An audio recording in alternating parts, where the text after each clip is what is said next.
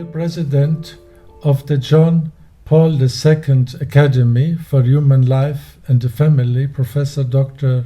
Josef Seifert, dear participants of the Congress Brain Death, a medico-legal construct, scientific and philosophical evidence organized by the same academy. I would like to address you on the topic Truth, the Foundation of a Culture of Life.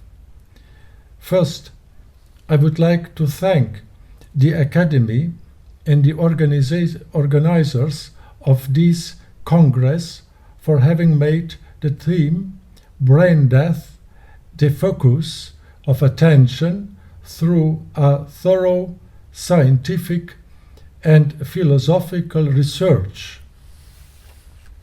Since many decades, there is going on under the eyes of the entire world the process of the legal murder of severely injured and terminally ill persons.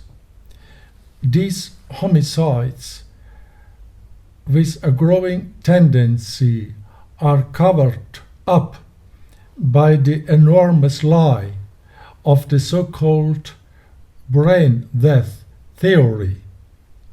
We are witnessing how the entire world is being lied to and deceived by means of a pseudo-scientific constructed sophism. Unfortunately, so many Catholics and even important representatives of the Church's hierarchy have fallen prey to one of the biggest and cunningly disguised lies of the zeitgeist of our time. In dealing with the established brain death theory, we are facing the phenomenon of lie, of untruth. The aspect of truth and evidence is, in this context, consciously and ideologically blanked out. However, reality, life, and truth are inseparably linked with one another. The brain death theory is a denial of reality, and hence a denial of truth. According to St. Thomas Aquinas, the logic truth is the conformity of the intellect and the reality. St. Thomas says more explicitly, truth is found in the intellect according as it apprehends a thing as it is. The human judgments will be true. It means thought will correspond with its object if that object itself determines the content of the thought. The assent is determined by the evidence with which one is confronted.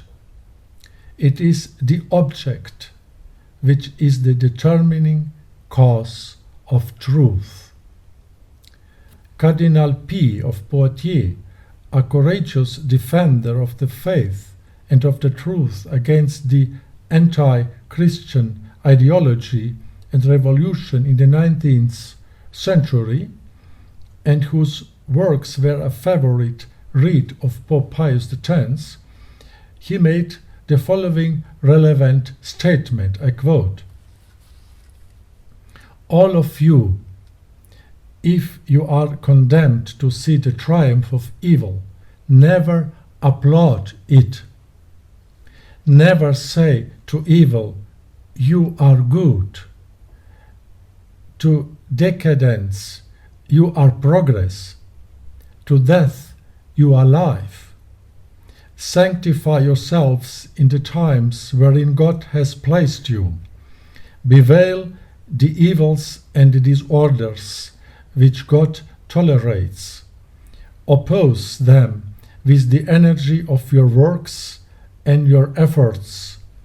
Your life uncontaminated by error, free from being led astray, in such a way that having lived here below, united with the Spirit of the Lord, you will be admitted to be made but one with Him forever and ever. But he who is joined to the Lord is one in spirit with Him. The anti-life ideology of the modern world, which is by the same fact not a culture, but an anti-culture, is a mentality that at any cost rejects suffering. It wants to make paradise on earth. However, those who want to make paradise on earth made actually a hell on earth, as we could state this in the various communist dictatorships. The anti-gospel of Marxist materialism, which after the collapse of the Soviet bloc established now in our days its totalitarian tyranny in the entire Western world. This Marxist materialism is synthesized in the axiom, "We will make paradise on earth." The realization of the materialistic and Marxist paradise on earth demands the destruction of innocent lives, demands the implacable and macabre elimination of any obstacle to the hedonistic egoism of those who are ruthlessly pursuing the enhancement of their personal health, of their personal richness, of their personal power and honor. The materialistic world is par excellence the enemy of the cross and the enemy of the salvific suffering. Therefore, according to the materialistic view, a terminal ill person must be at once eliminated, and his body, which is a temple of God, is being used in all seriousness as a spare part stores. However, the cross meets us everywhere. The cross is the model of our life. The cross is the eternal standard of all who wish to follow Christ in reality and not merely in name. Pope Leo XIII warned already in the 19th century against a mentality which rejects the cross, the suffering, and the consequences of original sin, when he affirmed, I quote him, "It is hard and painful to despise the supposed goods of the senses and of fortune for the will and precepts of Christ our Lord. But the Christian is absolutely obliged to be firm and patient in suffering if he wishes to lead a Christian life. Have we forgotten of what body and of what head we are the members? Having joy set before him, Christ endured the cross, and he bade us deny ourselves. The very dignity of human nature depends upon this disposition of mind. For, as even the ancient pagan philosophy perceived, to be master of oneself and to make the lower part of the soul obey the superior part is so far from being a weakness of will that it is really a noble power, in consonance with right reason and most worthy of a man. Moreover, to bear and to suffer is the ordinary condition of man.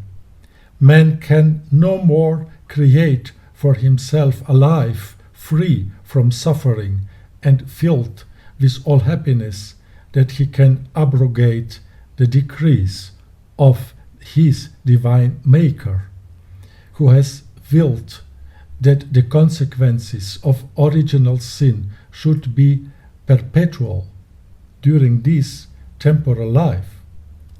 It is reasonable, therefore, not to expect an end to troubles in this earthly world, but rather to steel one's soul to bear troubles, by which we are taught to look forward with certainty to supreme and eternal happiness. Christ has not promised eternal bliss in heaven to riches, nor to a life of ease, to honors, or to power, but Christ has promised eternal bliss to long suffering and to tears, to the love of justice, and to the purity of heart. So far, Pope Leo XIII.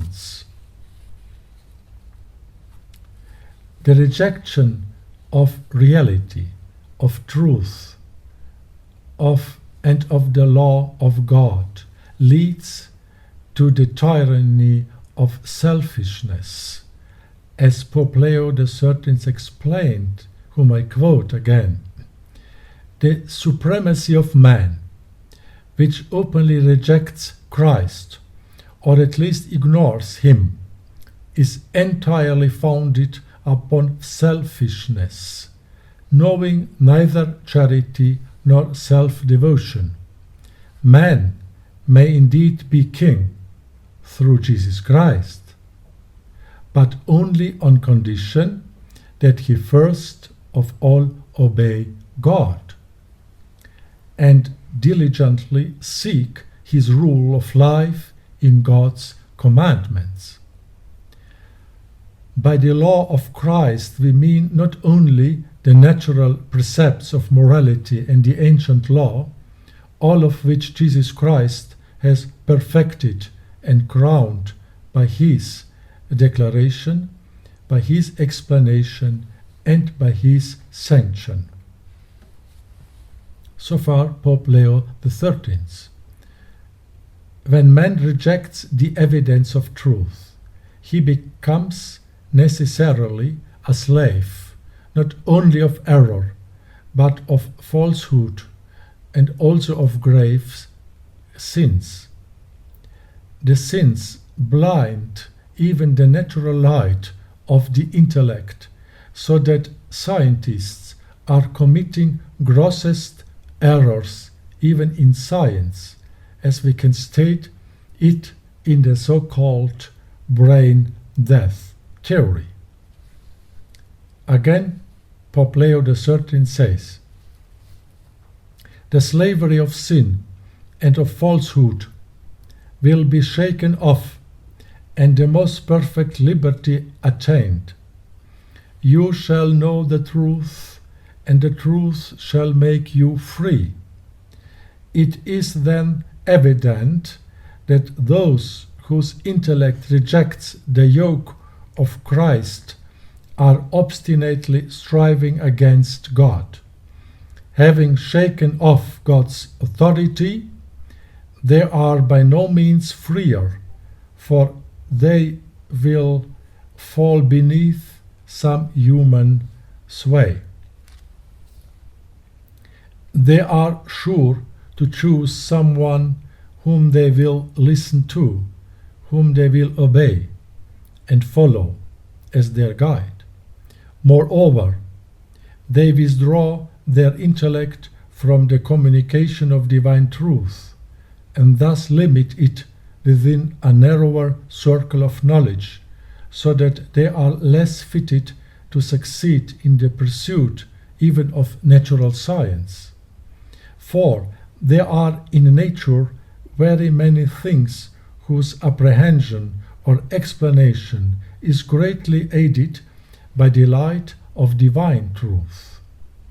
Not unfrequently too, God, in order to chastise their pride, does not permit men to see the truth, and thus they are punished in the things wherein they sin.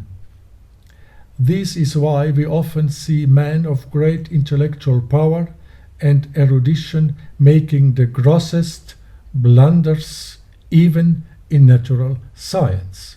So Pope Leo XIII. When men and society disdain reason, evidence and natural law, there arises a society of mercilessness and nihilism. And such a society seems to have reached its peak in our days.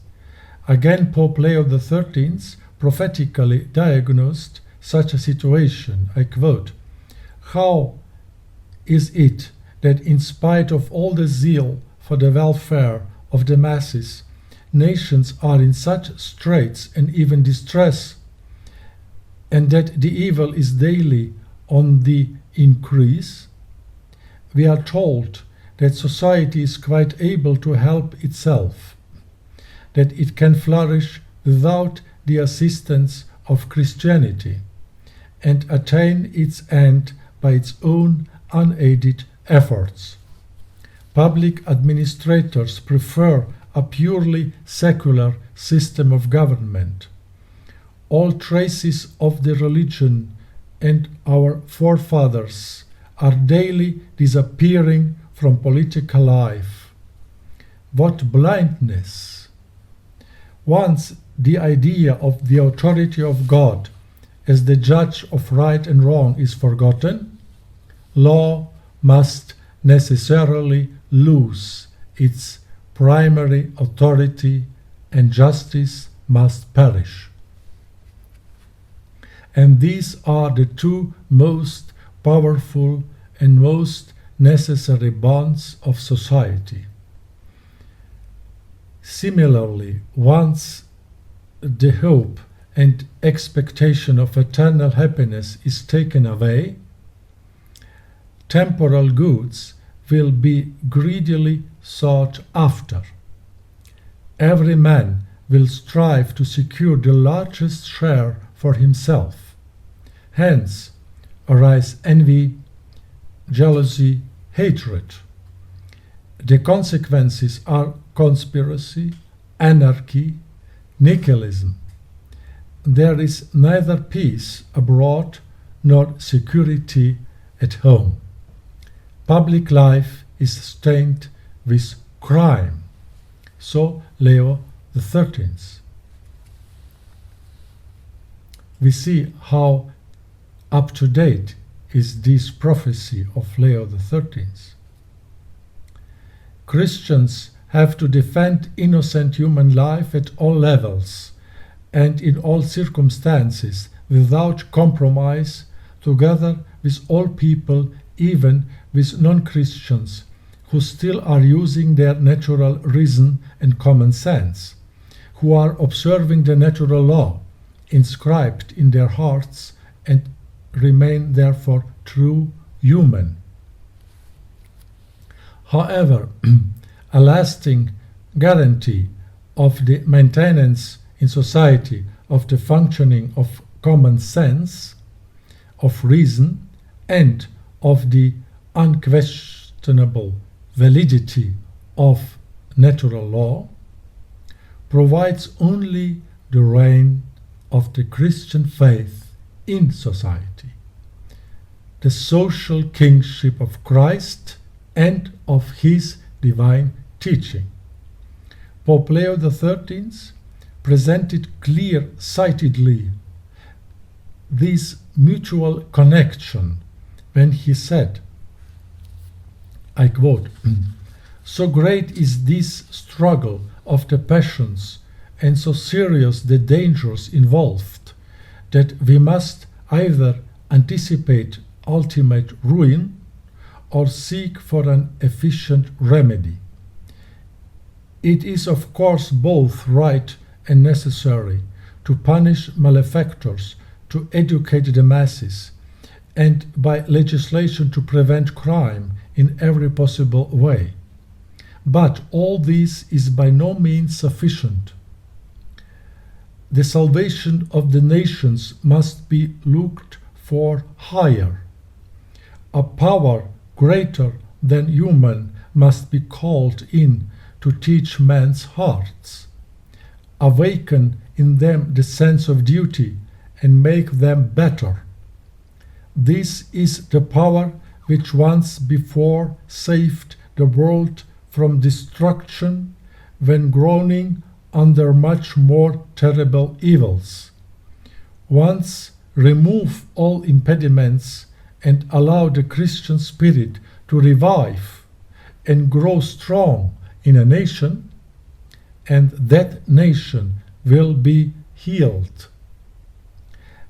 The strife between the classes and the masses will die away. Mutual rights will be respected.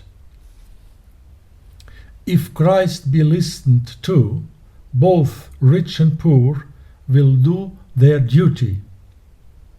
The former will realize that they must observe justice and charity, the latter self-restraint and moderation, if both are to be saved.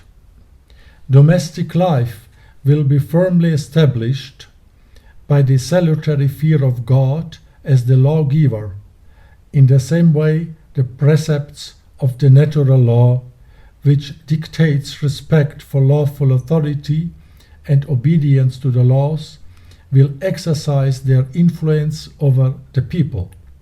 Seditions and conspiracies will cease.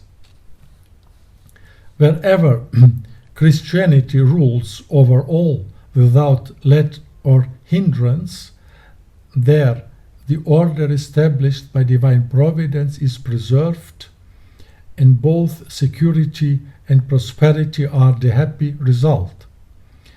The common welfare, then, urgently demands a return to Him from whom we should never have gone astray, to Him who is the way, the truth, and the life, and this on the part not only of individuals, but on the part of society as a whole. We must restore Christ to this His own rightful possession. All elements of the national life must be made to drink in the life which proceeds from Him, from Christ. Legislation, political institutions, education, marriage, and family life, capital and labor. Everyone must see that the very growth of civilization, which is so ardently desired, depends greatly upon these, since it is fed and grows not so much by material wealth and prosperity, as by the spiritual qualities of morality and of virtue. The more one contemplates Christ with sincere and unprejudiced mind, the clearer does it become that there can be nothing more salutary than His law, there can be nothing more divine than His teaching. So far, Pope Leo XIII. In his epochal encyclical Evangelium Vitae, Pope John Paul II left us the following concise synthesis about freedom, about truth and life, in stating, I quote, "Freedom negates and destroys itself and becomes a factor leading to the destruction of others when it no longer recognizes and respects its essential link with the truth. When freedom, out of a desire to emancipate itself from all forms of tradition and authority, shuts out even the most obvious evidence of an objective and universal truth, which is the foundation of personal and social life, then the person ends up by no longer taking as the sole and indisputable point of reference for his own choices the truth about good and evil, but only his subjective and changeable opinion, or indeed his selfish interest and whim." And so we conclude with the words of Pope John Paul II, of whom your Academy for Human Life and the Family bears the name. We are asked to love and honor the life of every man and woman, and to work with perseverance and courage so that our time, marked by all too many signs of death, may at least witness the establishment of a new culture of life, the fruit of the culture of truth and love. Thank you for your attention.